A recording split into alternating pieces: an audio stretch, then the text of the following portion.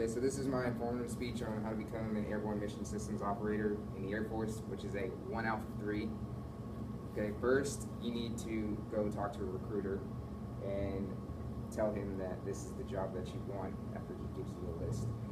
You also need to take the ASVAB, and then if you score high enough to qualify for that job and you meet all the requirements for the Air Force, he will tell you to go to MEPS, which is the Military Enrollment Processing Center, and from there you will have to wait a few months for the government to notify your recruiter that you have officially received the job, and then they will call you back and you will go through your physicals and all the requirements to join the military, and then you will go to basic training.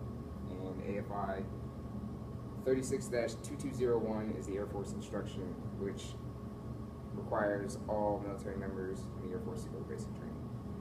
So after that, after being in basic training for 8.5 weeks, you will go across the street at the same base, Lackland Air Force Base, to the 344th TRS Training Squadron, which is the training squadron for all of air crew.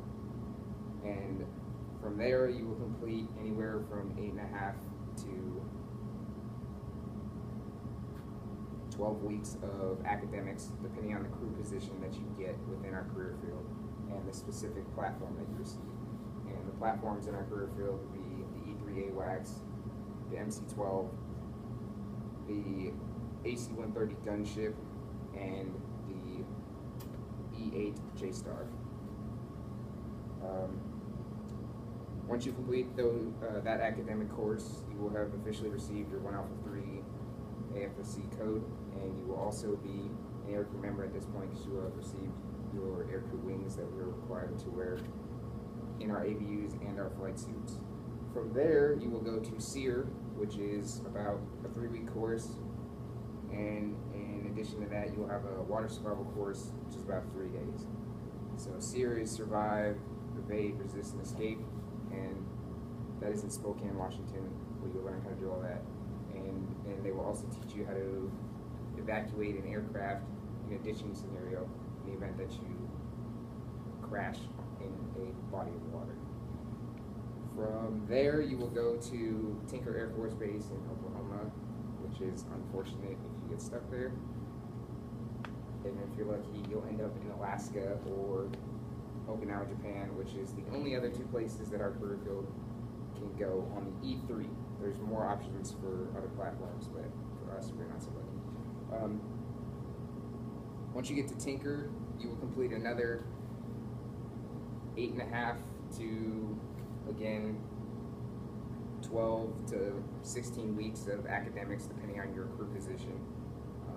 And then you will do on-the-job training with instructors, and those flights, the amount of flights that you have to do with an instructor will depend, again, on the crew position. But for my specific crew position, being a surveillance technician, I need to do 5 flights and then an evaluation flight.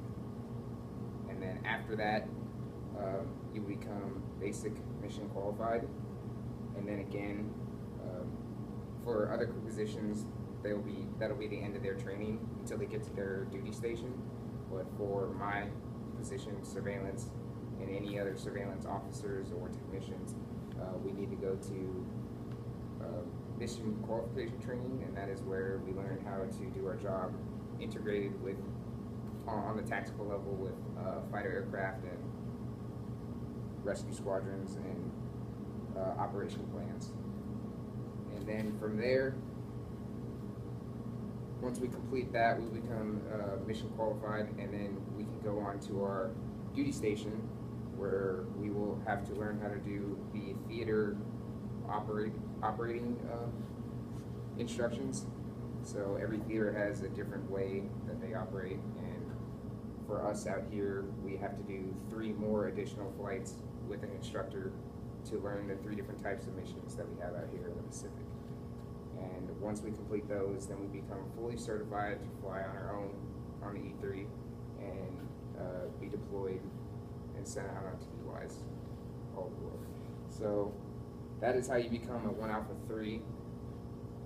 And the AFIs that govern all of our aircrew training, the AFI 11-202 fall 1 through 3, and that's standardized training for all air crew. And then the AFI that governs our training specifically to the E3 is AFI 11-2E3, fall 1 through 3. And that's everything that you need to become a 1 Alpha 3.